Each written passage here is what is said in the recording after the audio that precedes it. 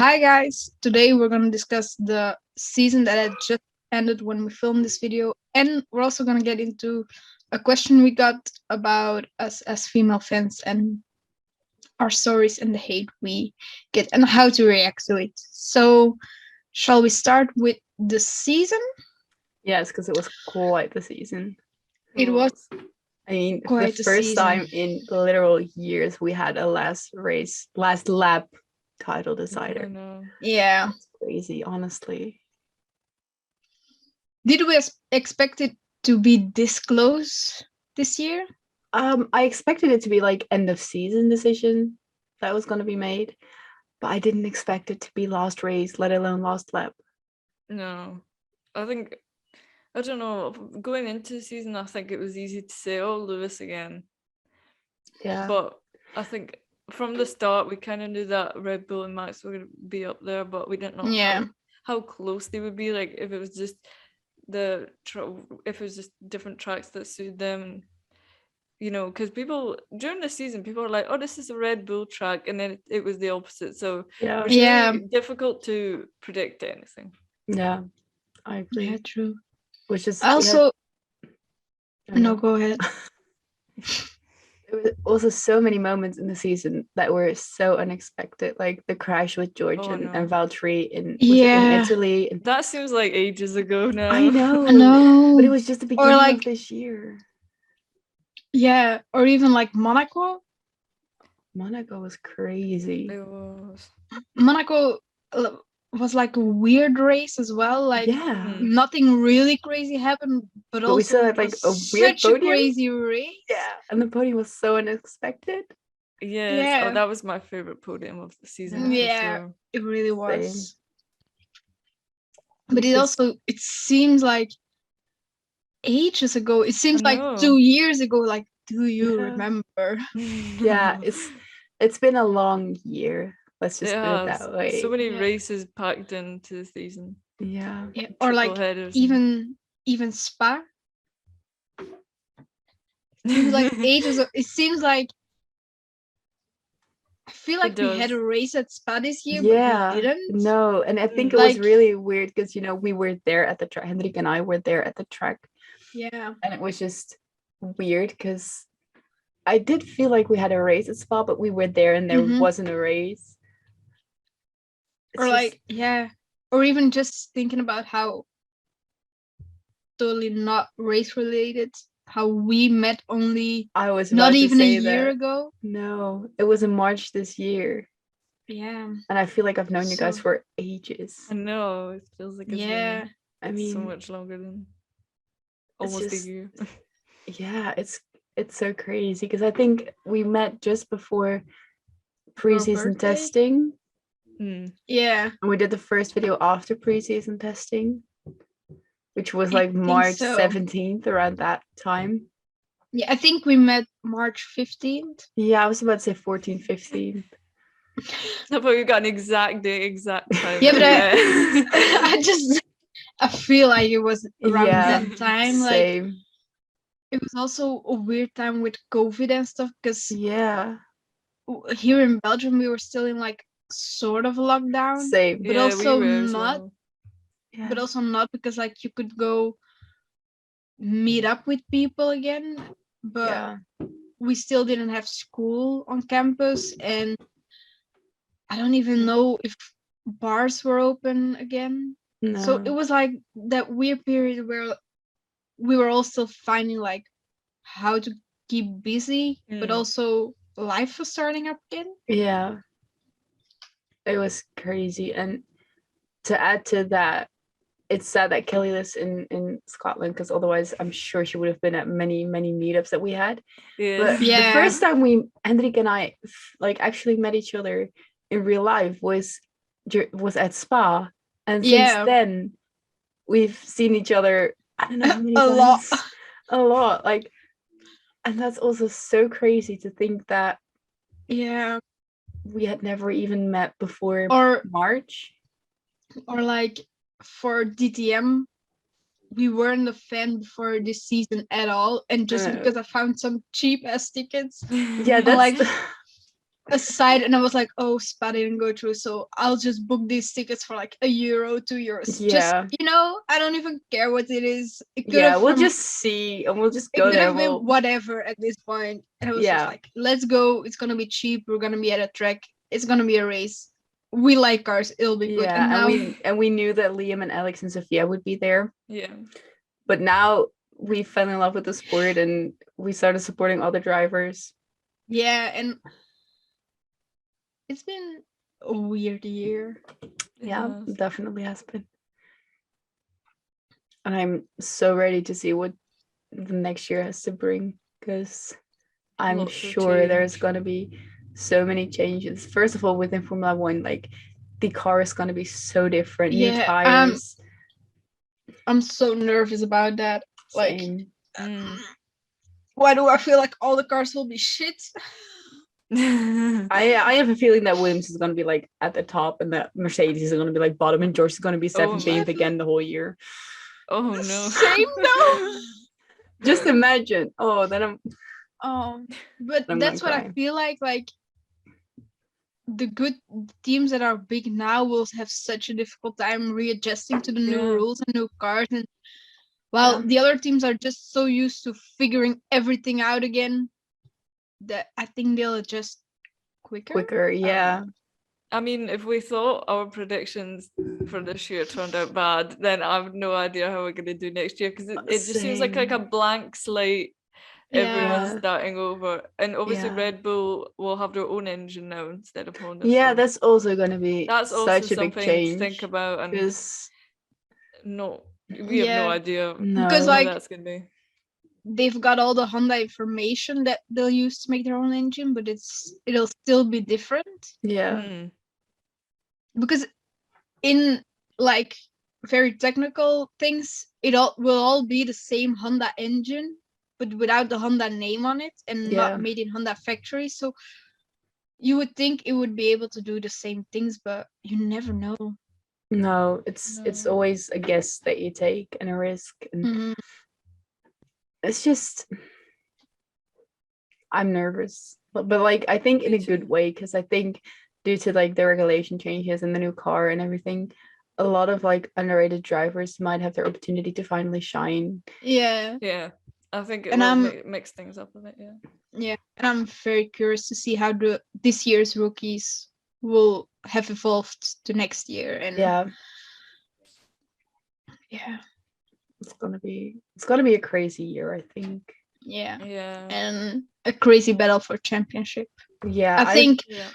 we'll see a lot more people battle for the championship. Yeah, I think it's not gonna be between two people anymore. I think it's No, gonna be I No. think three I or think four. Ferrari drivers. I think both of them. Lando as well.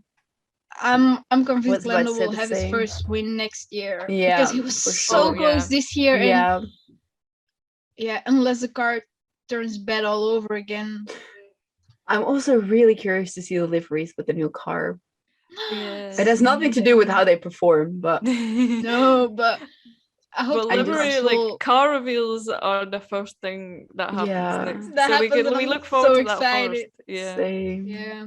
It's gonna be great. I feel like Red Bulls is gonna be slightly different just because they will have like all the Honda advertising. So Yeah. they might mix it up. Yeah. And I have a feeling that Um, like some teams actually might change up their like whole color scheme. I think McLaren will. I was about to say the same. Ooh. And Would maybe you- Mercedes, because they've been talking about Yeah. going back to silver, which I Mm. Yeah, don't but- like. But No, but then not as No. well. Like they said, they would stay black for another year yeah, or like dark. I prefer the But- black. yeah, I think same. Same. It looks. But then with the Aston Martin on track, the black and the dark green just looks so similar that yeah, especially from far away. Yeah. It either one think has to difficult, change. yeah. I think the Aston Martin livery will have more pink in it Yeah, next year. same. I also think the Williams will change a lot. I just have a Yeah, feeling same. Yeah. it will be more blue. Yeah. I was gonna say a team, but now it totally blanked out. Alpine, No. Alfa Romeo. We're just gonna go through. see me for a second.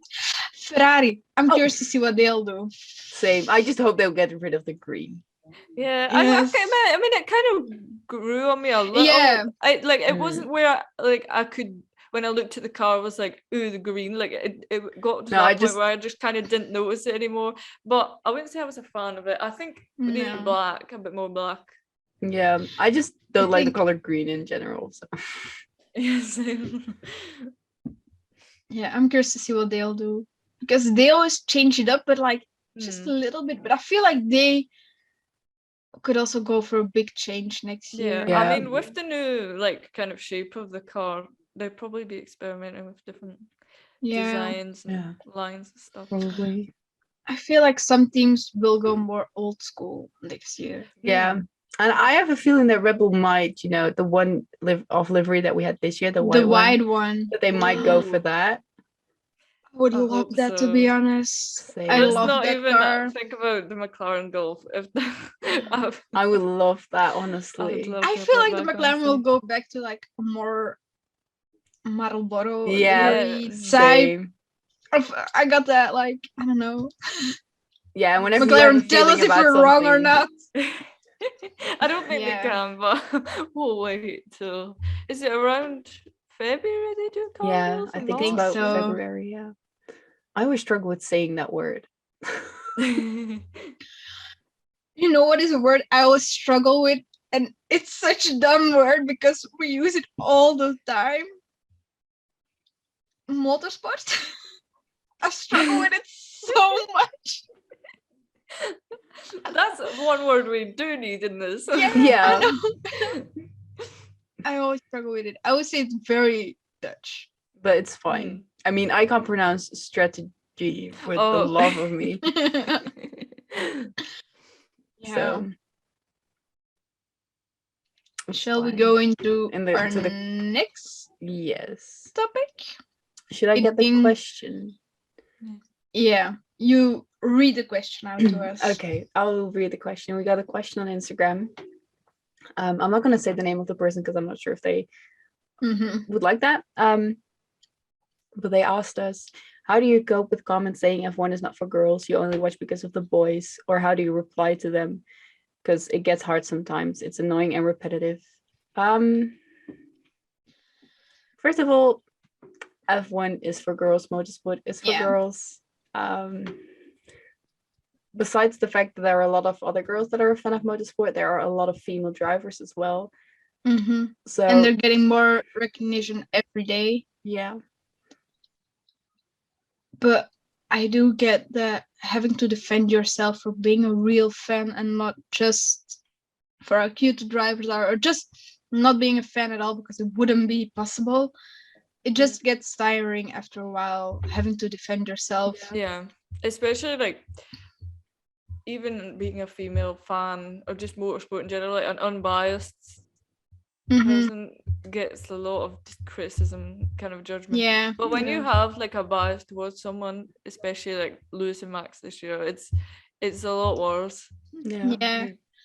You get a lot of comments saying like you don't know anything about the sport, and I think you can either choose to ignore it or you can just be the bigger person. Yeah, I think as well for me, and this is gonna sound strange, but because of the people I hang out with who are also fans, I get the most hate from older people, like adults. And as someone who, against people of my own age, I can stand up quite a bit. Like if people, like when I'm going out and they tell me, oh, you're wearing a Daniel shirt, or oh, I see that on your background, or just in general, I hear people talking about it and I enter the conversation or it comes up in conversations, I can defend myself pretty well. If it's a man, you're defending yourself to just bring up their ego. Yeah, that works the best. That works the best. Like what I always say is, I know you can't believe this, and I know your ego isn't big enough to accept it, but people can be fans, and I know just be the bigger person. But against people who are a lot older, and I know from experience it's very hard to stand up to them, and Yeah. maybe you should, but I also get that you don't always have the energy or are capable of doing it. Yeah. And I think one of the biggest tips I could give everyone basically who's a motorsport fan and who struggles with being judged and feeling like they shouldn't be a motorsport fan is try to stay away from social media, or if you want to be involved with especially the F1 side of social media, try to make sure that you follow the right people and that you surround yourself by people who do support you and who do appreciate the fact that you're a motorsport. Yeah. Because I've been on sides of F1 Twitter that no one wants to be on. You get, because one time I tweeted my opinion about the Lewis and Max incident in Jeddah, and there were people telling me like, oh yeah, you know nothing, you should go back to the kitchen, I bet your favorite driver would love it if you made them a sandwich. And I'm like, I know how to handle those things. There's just someone sitting behind a screen typing away. It doesn't attack me personally. But I do get that if you're a bit younger and you just get into social media and you just start with like being a motorsport fan, things like that can be so hard and you know, just really bring you down. So my biggest advice would be just surround yourself with people who give you good vibes, who support you, who respect your opinions, and just don't let anyone bring you down, because in the end it's I think, you. It's easy to kind of have a debate with someone who respects opinions, but when you find someone who's like sexist or just very judgmental, like the worst thing is you can't change it. Like you can put your point across, but at the end of the day it's not your place to change them, and they probably won't change from what you say anyway, so you just don't waste your energy on them. Yeah, I think that's also the big difference between online hate, I'm gonna call it hate for a second, and real life hate of you being a female F1 fan, because in real life you can get your point across easy, direct, and you have that direct conversation and words come over very different. Like if someone makes a joke like, oh, you should go back to the kitchen, I can laugh with it in real life, but if someone were to type it under a video, it's very difficult to respond to that, because what are you gonna say? I make great sandwiches, but just for my friends and not for fake fans. It creates a much bigger, it's I think difficult for communication is so much easier face to face, and it's I personally have also had like comments like misunderstood, and I feel like it's so much easier to express me personally through words rather than text, so I find it very difficult to like to talk about things through text and like get my point across and like you know, so they understand my point of view. I think as well, like the thing that frustrates me the most is when someone F1 comes up in a conversation, and one of my friends got one friend, and every time we go out and we're talking to a group of guys, she mentions F1. She's like, oh, she's a big F1 fan, without it ever coming up in a conversation, just for fun, because it is a thing that attracts guys. Let's be honest, it's cars, very stereotypical. But then you got guys saying like, oh, I'm not a big fan, but, and then they're like, so you're a fan, huh? Who drives for Ferrari? Oh, and then, them ones. At that point, I'm gonna give them facts, and I'm gonna give it to them, and I'm gonna get the satisfaction out of it, of knowing I'm a real F1 fan, but also know that a real F1 fan doesn't need to know everything. But I came to terms with that this year. Like, if someone asked me like, oh, what kind of engine do they drive? And I'm like, I don't know. I watch the cars go around. I'm a fan of the racing. I don't care about the mechanics. Yeah. I think they're the worst people. The people who some people like I've had experience with. They don't even watch like every race, but they still think they're like a bigger fan than you, and that they know more, and that their opinion is more valid than yours. You know. You know, the worst thing at the moment in the Netherlands is the last race was broadcasted through the whole of the Netherlands, like for free for everyone. So a lot of people who have never even seen a single minute of an F1 race saw the last race and think they're like the biggest fans and they know everything. And even like famous YouTubers and Instagram people and stuff, they think they know everything about it. And that frustrates me so much. Like, great that F1 is getting more recognition and more people are starting to get into it, but don't throw around facts that aren't even facts. True, yeah. I've seen a lot of like celebrities on Twitter commenting about F1, which is great that F1's getting bigger, but like they kind of acknowledge that they're not like, they don't know everything, but they still kind of put their opinion across without much without much thought behind it, and it just causes chaos. I mean, even like I got very close friends who were like, yeah, we're watching the last race because it is such a tight championship and everybody's talking about it, and you know, it's exciting. Yeah. So they're watching it, but they also know that I'm just a big fan, so they are like, I got people, very close friends of mine, texting me the race. What happened? Why is that? Why are the rules like that?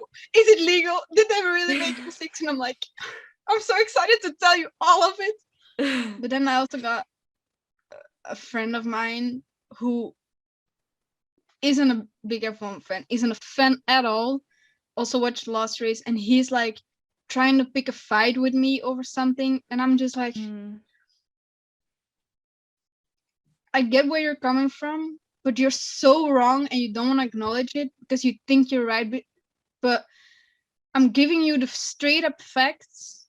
Like, I'm acknowledging where I think they made a mistake and I'm acknowledging my mistakes, but I'm giving you the straight up facts and you're just choosing to ignore it and wanting to put your own opinion above everybody else. And at that point, I was just like, I'm gonna put my phone away, I'm gonna join the race and ignore every text message I got.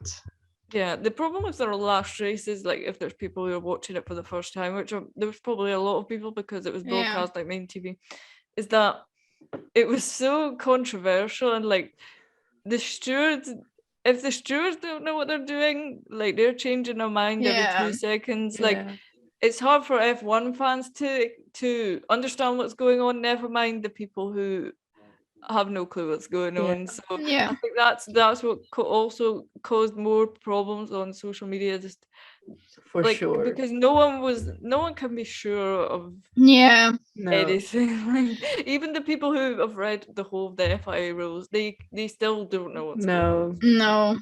And I think, I mean, everyone whose first race was the title decider of this year, they did pick like a really exciting race to watch. But when it comes to the rules, worst race to watch. Yeah, exactly. I think it gave an impression of F1. Like, obviously the exciting side definitely was shown, but it's like it is controversial most of the time as well, especially this season. But the rule changes, sudden changes at the end, even I was struggling to understand the lap cars between Max and Lewis. Yeah, but like only a few lap cars can overtake, but not all lap cars. It was just, it was very weird. It was weird. I think, and the thing is, if Michael had done it in a way that was quite assured, then maybe we would have had less problem with it. But it's the fact that he clearly said no lap cars, and then 2 minutes later it's like, oh yeah, no, there are 5 lap cars that can overtake. I know. I just It was weird. It was very weird. But maybe I was just thinking about it. We should all tell a race that if we think new fans want to watch F1, they should start with like that race from last season as a good beginning. Yeah, either the 2020 or the 2021 season. I think because 2020 also had some really good races. It did.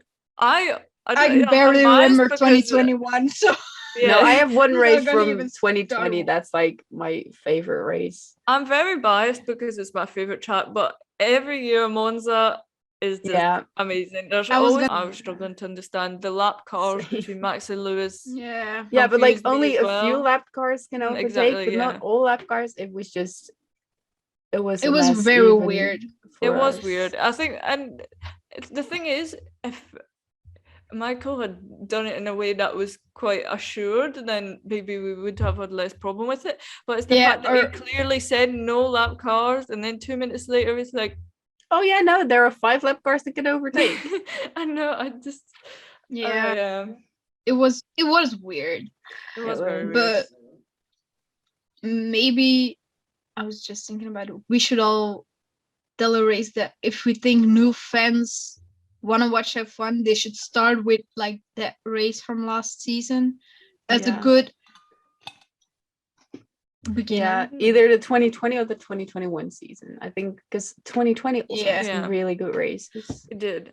I barely remember 2021, so no, I have one race from 2020 that's like my favorite race. I'm very biased because it's my favorite track, but every year Monza is just amazing. There's I was struggling to understand the lap cars between Max and Lewis. Yeah, but like only a few lap cars can overtake, but not all lap cars. It was very weird. It was weird. I think, and the thing is, if Michael had done it in a way that was quite assured, then maybe we would have had less problem with it. But it's the fact that he clearly said no lap cars, and then 2 minutes later it's like, oh yeah, no, there are 5 lap cars that can overtake. I know, I just it was weird. It was very weird. But maybe I was just thinking about it. We should all tell a race that if we think new fans want to watch F1, they should start with like that race from last season as a good beginning. Yeah, either the 2020 or the 2021 season. I think because 2020 also had some really good races. It did. I barely remember 2021, so no, I have one race from 2020 that's like my favorite race. I'm very biased because it's my favorite track, but every year Monza is just amazing. There's I was struggling to understand the lap cars between Max and Lewis. Yeah, but like only a few lap cars can overtake, but not all lap cars. It was very weird. It was weird. I think, and the thing is, if Michael had done it in a way that was quite assured, then maybe we would have had less problem with it. But it's the fact that he clearly said no lap cars, and then 2 minutes later it's like, oh yeah, no, there are 5 lap cars that can overtake. I know, I just it was weird. It was very weird. But maybe I was just thinking about it. We should all tell a race that if we think new fans want to watch F1, they should start with like that race from last season as a good beginning. Yeah, either the 2020 or the 2021 season. I think because 2020 also had some really good races. It did. I barely remember 2021, so no, I have one race from 2020 that's like my favorite race. I'm very biased because it's my favorite track, but every year Monza is just amazing. There's I was struggling to understand the lap cars between Max and Lewis. Yeah, but like only a few lap cars can overtake, but not all lap cars. It was very weird. It was weird. I think, and the thing is, if Michael had done it in a way that was quite assured, then maybe we would have had less problem with it. But it's the fact that he clearly said no lap cars, and then 2 minutes later it's like, oh yeah, no, there are 5 lap cars that can overtake. I know, I just it was weird. It was very weird. But maybe I was just thinking about it. We should all tell a race that if we think new fans want to watch F1, they should start with like that race from last season as a good beginning. Yeah, either the 2020 or the 2021 season. I think because 2020 also had some really good races. It did. I barely remember 2021, so no, I have one race from 2020 that's like my favorite race. I'm very biased because it's my favorite track, but every year Monza is just amazing. There's I was struggling to understand the lap cars between Max and Lewis. Yeah, but like only a few lap cars can overtake, but not all lap cars. It was very weird. It was weird. I think, and the thing is, if Michael had done it in a way that was quite assured, then maybe we would have had less problem with it. But it's the fact that he clearly said no lap cars, and then 2 minutes later it's like, oh yeah, no, there are 5 lap cars that can overtake. I know, I just it was weird. It was very weird. But maybe I was just thinking about it. We should all tell a race that if we think new fans want to watch F1, they should start with like that race from last season as a good beginning. Yeah, either the 2020 or the 2021 season. I think because 2020 also had some really good races. It did. I barely remember 2021, so no, I have one race from 2020 that's like my favorite race. I'm very biased because it's my favorite track, but every year Monza is just amazing. There's I was struggling to understand the lap cars between Max and Lewis. Yeah, but like only a few lap cars can overtake, but not all lap cars. It was very weird. It was weird. I think, and the thing is, if Michael had done it in a way that was quite assured, then maybe we would have had less problem with it. But it's the fact that he clearly said no lap cars, and then 2 minutes later it's like, oh yeah, no, there are 5 lap cars that can overtake. I know, I just it was weird. It was very weird. But maybe I was just thinking about it. We should all tell a race that if we think new fans want to watch F1, they should start with like that race from last season as a good beginning. Yeah, either the 2020 or the 2021 season. I think because 2020 also had some really good races. It did. I barely remember 2021, so no, I have one race from 2020 that's like my favorite race. I'm very biased because it's my favorite track, but every year Monza is just amazing. There's I was struggling to understand the lap cars between Max and Lewis. Yeah, but like only a few lap cars can overtake, but not all lap cars. It was very weird. It was weird. I think, and the thing is, if Michael had done it in a way that was quite assured, then maybe we would have had less problem with it. But it's the fact that he clearly said no lap cars, and then 2 minutes later it's like, oh yeah, no, there are 5 lap cars that can overtake. I know, I just it was weird. It was very weird. But maybe I was thinking new fans want to watch F1, they should start with like that race from last season as a good beginning. Yeah, either the 2020 or the 2021 season. I think because 2020 also had some really good races. It did. I barely remember 2021, so no, I have one race from 2020 that's like my favorite race. I'm very biased because it's my favorite track, but every year Monza is just amazing. There's I was struggling to understand the lap car